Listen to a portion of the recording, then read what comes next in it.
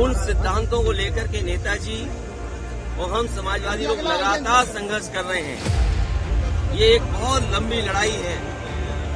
इस समाज की कम हो, समाज संपन्न हो, शोषित पीड़ित वंचित समाज के लोग आगे आएं और उनको हक अधिकार मिले।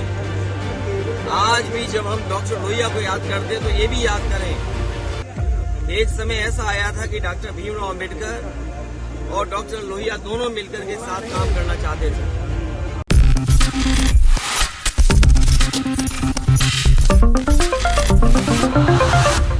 नमस्कार, आप देख रहे हैं नेक्स्ट टाइम न्यूज। मैं तुषार आपके साथ।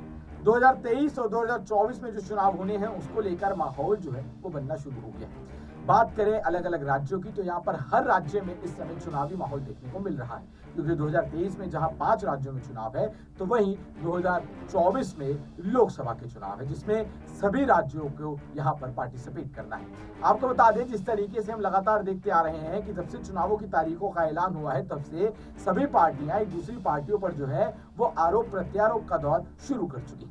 एक के बाद एक निशाने जो है वो साधे जा रहे हैं, एक के बाद एक दूसरे पर बड़े बड़े आरोप जो है वो लगाए जा रहे हैं। इसी बीच उत्तर प्रदेश में यहाँ पर एक बार फिर से अखिलेश यादव ने जो है यहाँ पर उत्तर प्रदेश के मुख्यमंत्री योगी आदित्यनाथ पर बड़ा हमला बोला है। आपको बता दें कि आज राम मनोहर लोहिया की पुण्यतिथि है और उसका हवाला देते हुए, उस पर बात करते हुए यहाँ पर अखिलेश यादव ने जो है उत्तर प्रदेश की सरकार को बुरा लताड़ा है।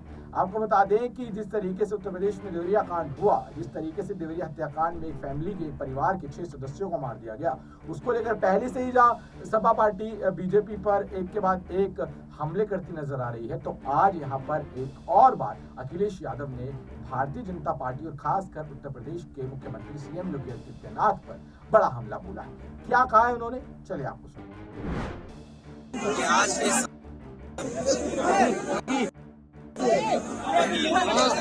समाजवाद का पीछे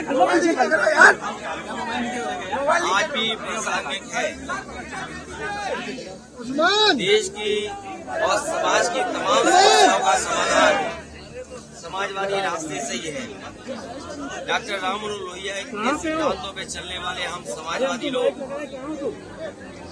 नेताजी ने जो संघर्ष का रास्ता दिखाया उसी रास्ते से समाजवाद और समाज की तमाम समस्याओं का समाधान होगा। कल जब हम लोग जेपी को याद कर रहे थे, लोकनायक जयप्रकाश जी को, उन्होंने देश की हालात को देख करके संपूर्ण क्रांति का नारा दिया था और उस समय महंगाई, बेरोजगारी, भ्रष्टाचार और संविधान की संस्थाओं पर हमले हो रहे थे। डॉक्टर लोहिया ने भी समाज को और देश को एकजुट और एक साथ चलने के लिए सब क्रांति का पाठ पढ़ाया। उन सिद्धांतों को लेकर के नेताजी और हम समाजवादी लोग लगातार संघर्ष कर रहे हैं। ये एक बहुत लंबी लड़ाई है। इस समाज की कम हो, समाज संपन्न हो, शोषित पीड़ित वंचित समाज के लोग आगे आएं और उनको हक अधिकार मिले। आज भी जब हम डॉक्टर लोहिया को याद करते तो ये भी याद करें, एक समय ऐसा आया था कि डॉक्टर भीमराव अम्बेडकर और डॉक्टर लोहिया दोनों मिलकर के साथ काम करना चाहते थे। आज संविधान पे हमला है और संविधान जिस समय खत्म हो जाएगा, हमारी आपकी आजादी छिन जाएगी, कानून छिन जाएगा और भारतीय जनता पार्टी आज उसी रास्ते पे समाज और देश को ले जा रही है। आज की परिस्थितियां अगर हम देखें तो महंगाई, बेरोजगारी और अन्याय चरम सीमा पर पहुंच गया है। इसे डॉक्टर लोहिया का रास्ता, समाजवादियों के रास्ते पे चल करके ही समाज को नई दिशा दिलाने का काम हम समाजवादी लोग मिलकर के करेंगे। जिस तरह से आपको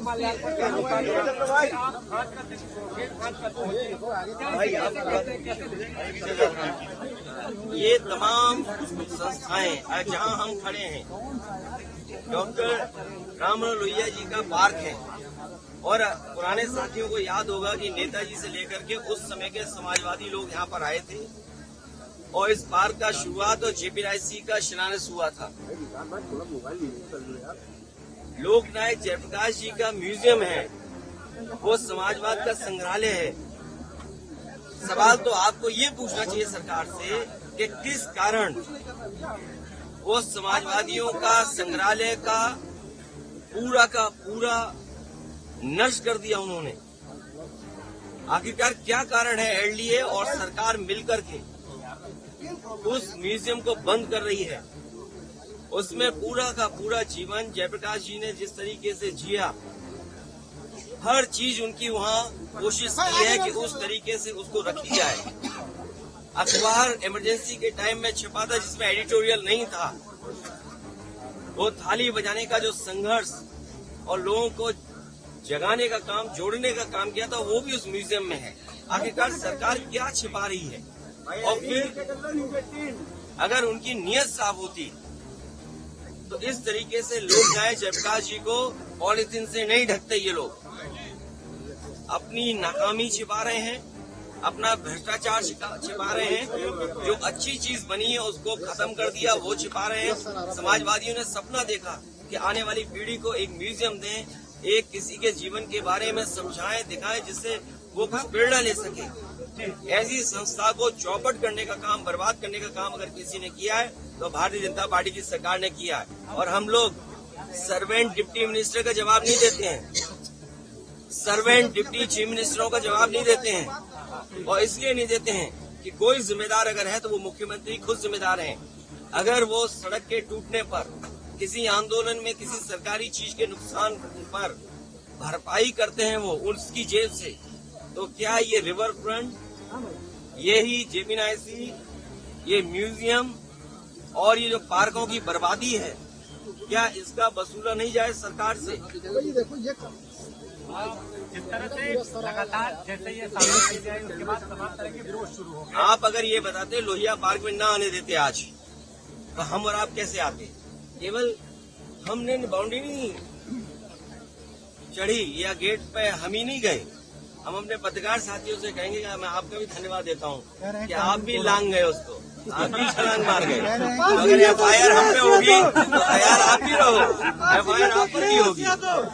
लेकिन एलडीए समझे अपना और सरकार ये समझे कि भ्रष्टाचार छिपा लेंगे इससे। अरे जिनको रख रखाव से लगाव नहीं, पेड़ पौधों से लगाव नहीं, उनसे क्या उम्मीद करोगे? क्या उम्मीद करोगे इससे? और फिर सरकार कौन है? सरकार कौन है? ये सर्वेंट डिप्टी चीफ मिनिस्टर का जवाब देंगे हम लोग क्या? जिन्होंने अस्पतालों का सत्यानाश कर दिया। आप अभी चलिए लोहिया अस्पताल, अभी चलिए सिविल हॉस्पिटल, अभी चाहिए किसी अस्पताल में अगर एक भी गरीब का सरकारी अस्पताल में इलाज हो रहा हो तो बता दें। आज मैं जाऊंगा रसूलाबाद, समाजवादियों ने जो सीएससी में लिफ्ट लगाई थी, मैं आज चेक करूंगा कि वो लिफ्ट चलती है कि नहीं चलती है। याद कीजिए सीएससी को लेकर के क्या कहा था सरकार ने। तो इसलिए इनकी बातों में मत आइए।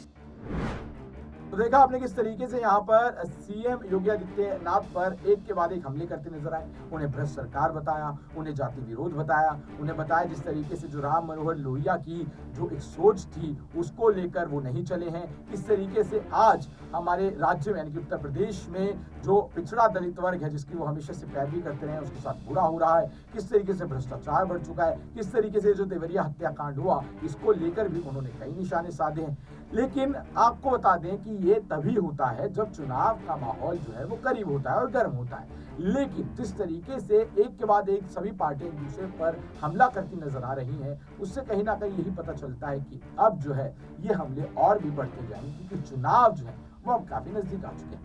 क्या सोचते हैं आप अखिलेश यादव के इस बयान पर, इस आरोप पर? हमें नीचे कमेंट सेक्शन में जरूर बताइएगा और देखते रहिए नेक्स्ट टाइम न्यूज। धन्यवाद।